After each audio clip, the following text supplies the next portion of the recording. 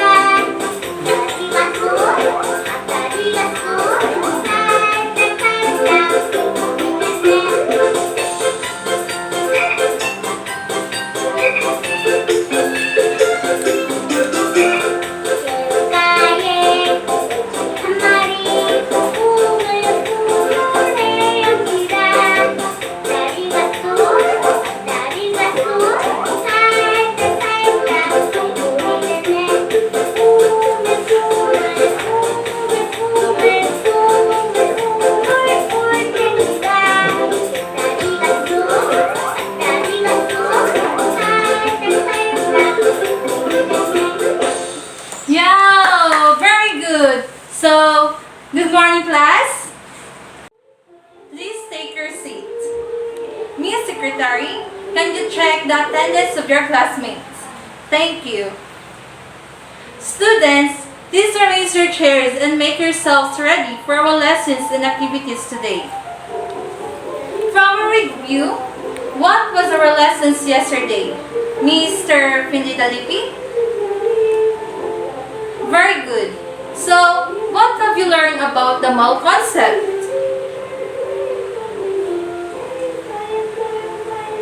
Excellence!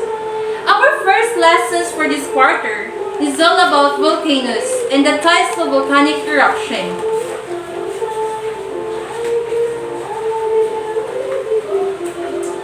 The learning objectives, it describes the different types of volcanoes and volcanic eruption. Define the meaning of volcano and describe the parts of the volcano. Students can differentiate between active and inactive volcano.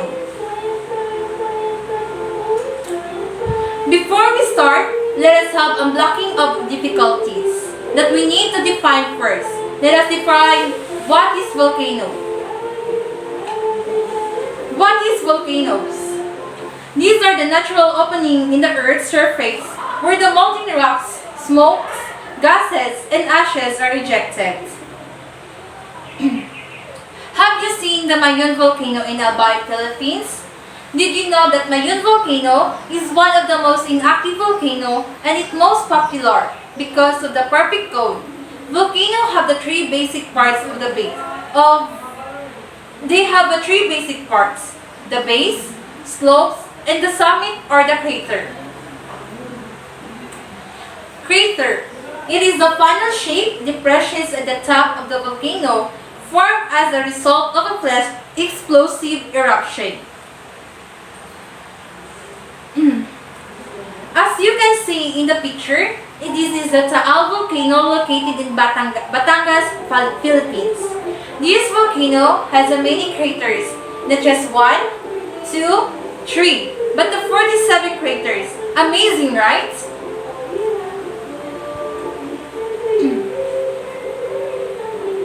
Caldera. It is a volcanic crater that is formed with a part of the wall of the crater collapses following an explosive eruption. Magma. Magma is the molten rocks inside the earth. When we say magma, it is the half fluid or the semi-fluid materials below or within the crust are usually made in the molten rocks inside the earth.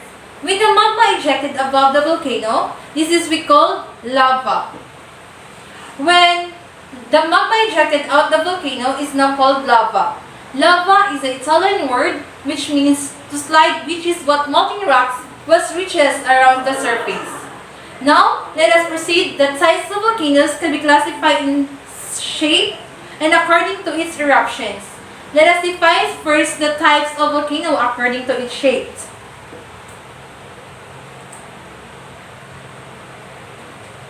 First, shell volcano.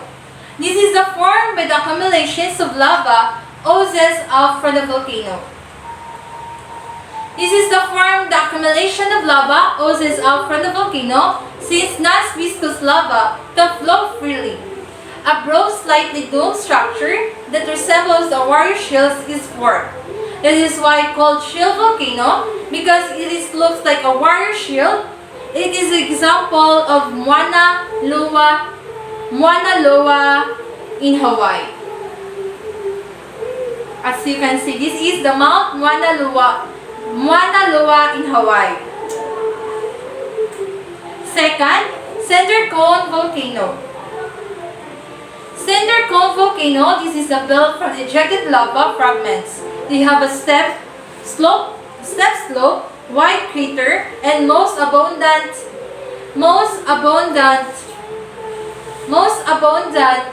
of the three major volcanoes. And it is also known as a scoria cone. This is the example is the Mount Percotin in Mexico. As you can see, they have a steep slope and has a wide crater that are characterized the cinder cone volcano. Lastly, we have the composite volcano. Composite volcano, it is also known as stratovolcano. This is a large, nearly perfect slope structure formed from the alternate solidifications of both lava and parcolastic deposits. According to the volcanologists, or the people who studies about volcano, some of the earth grounded the mountains are the composites in the stratovolcanoes. One of the good examples are the very own Mount Mayon volcano in the Philippines. And those are the three types of the volcanoes according to its shape. Again, the shell volcano. Shell volcano is a broad and has a warrior shape. Second is a cinder cone volcano, also known as a Sorias cone, and it is a wide craters. Composite volcano is also known as a stratovolcano with a nearly perfect slope structure.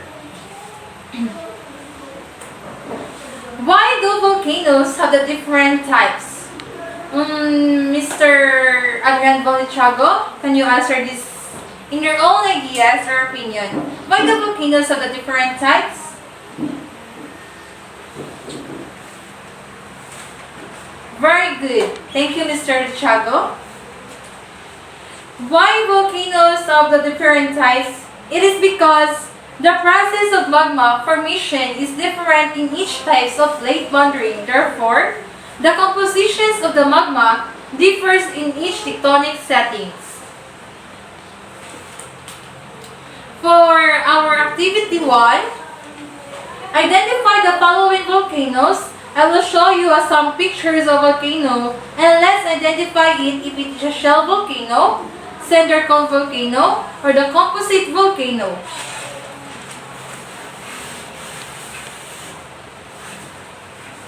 Can you get one whole sheet of paper and please answer this, and I will collect it in 10 minutes or 15 minutes. Okay, let's check your work. For Mount Mayon, this is the example of composite volcano. And for the example of Mount Taal, this is the example of cinder cone. And for the Mauna Kea, this is the example of shell volcano. And for the Mount Fuji, this is the example of composite volcano. And for the Mount Pinatubo, this is the one example of shell volcano, correct? For Mount Paracutin, this is the example of cinder cone. Yes, very good.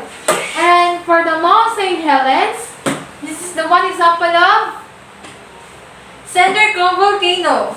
And for the Mount Pinaguyan, This is the one example of cinder cone volcano. Very good, class.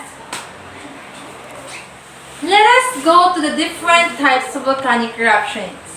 First, we have phreatic. It is a stream-driven eruption as the hot rocks come in contact with water. It is also known as the hydrothermal phreatic eruption. It is the type of eruption that happens in the Taal volcano last January 12, 2020. Next, we have phreatomagmatic. It is a violent eruption due to the contact between water and magma. Unlike phreatic, that happens if there is an interaction between water and magma, resulting to the violent fine ash eruption.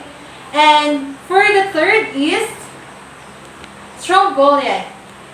Strombolian is a period weak to the violent eruptions characterized by the fountain lava, as you can see in the picture.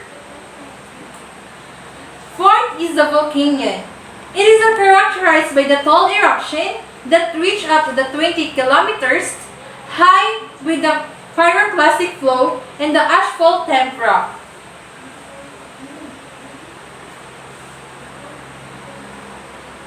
Lastly, we have Planian. It is excessively explosive type of eruption of gas and pyroclastic. It is intensely violent kind of eruptions that happens to the Mount Pinatubo year 1991.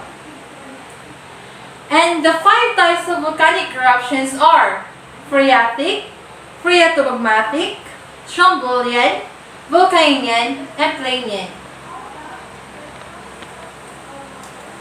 Now, we have the 2 classifications of volcanoes according to each records of eruptions. Okay, let's move on. Please get 1 sheet of paper and let's answer the following questions that I will show you.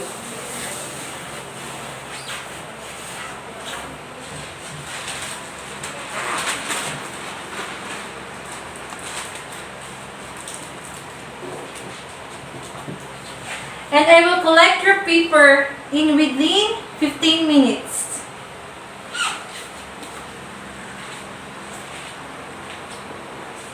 Okay, your 15 minutes is over. Now, let us check your work. Number 1. A blunt is a mountain or hill with a vent through which lava erupted from the Earth's crust. So what is the answer it is? Very good! A volcano. Second, blunt are the large, nearly perfect slope structure formed from the alternate solidification of both lava and pyroclastic deposits. What's the answer? Very good. The composite volcano. Volcanoes are classified as in what? In the 3. Inactive, active, and dormant, based on their activity. Number 6.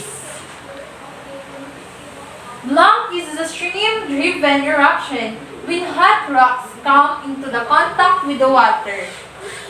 The final answer is the phreatic. Very good. Blanc, it is an excessively explosive type of eruptions of gas and pyroclastic. The answer is the Planian. Very good, class. Keep up the good work. So, now, let's move on and let's go to the 2 classification of volcanoes according to its record of eruption. First, active volcano.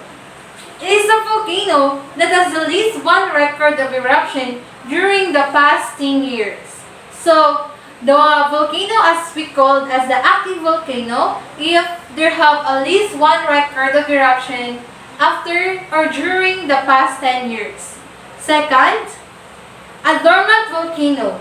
It is the active volcano that is not erupting but supposed to erupt again. Right? Gets?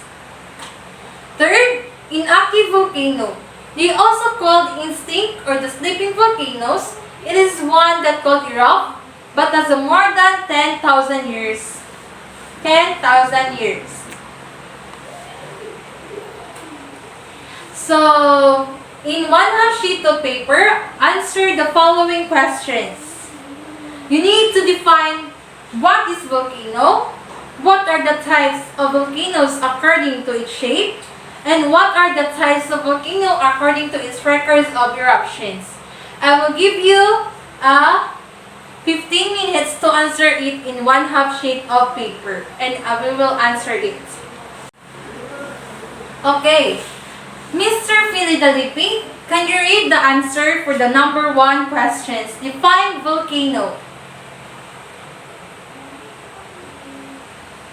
Very good. For number 2, what are the types of volcanoes according to each shape? Miss Shaina Marquez, can you read your answer in questions number 2?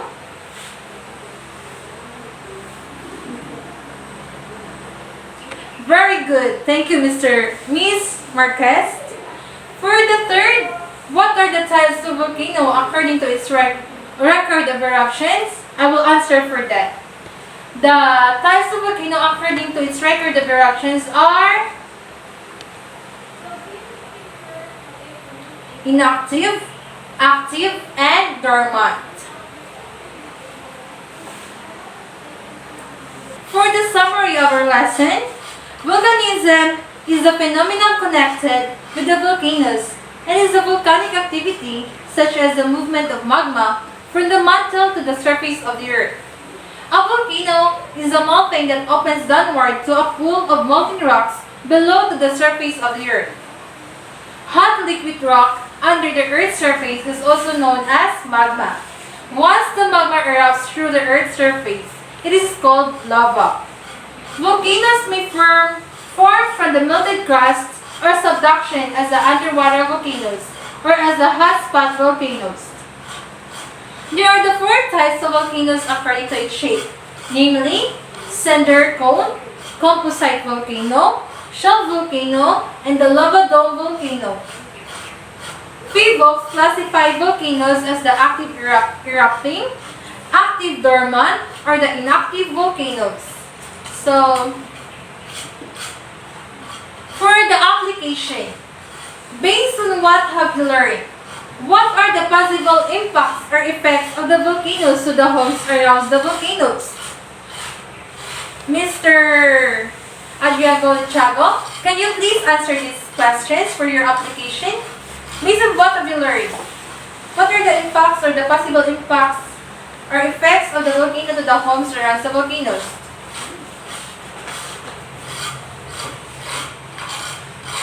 Amazing! Thank you, Mr. Lichago. For our assessments, please prepare 1 whole sheet of paper and answer for these following questions, and I will collect it in 10 minutes.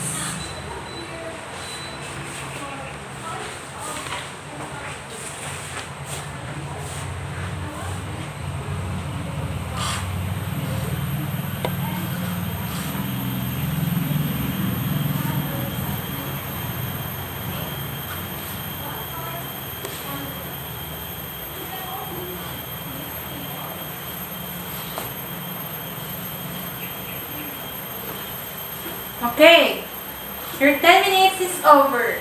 Pass your paper. For our assignment, kindly research in the advance about climate change. Research it, guys, ha, students, for the topic that we have learned for the next week. Okay, that is for today's class.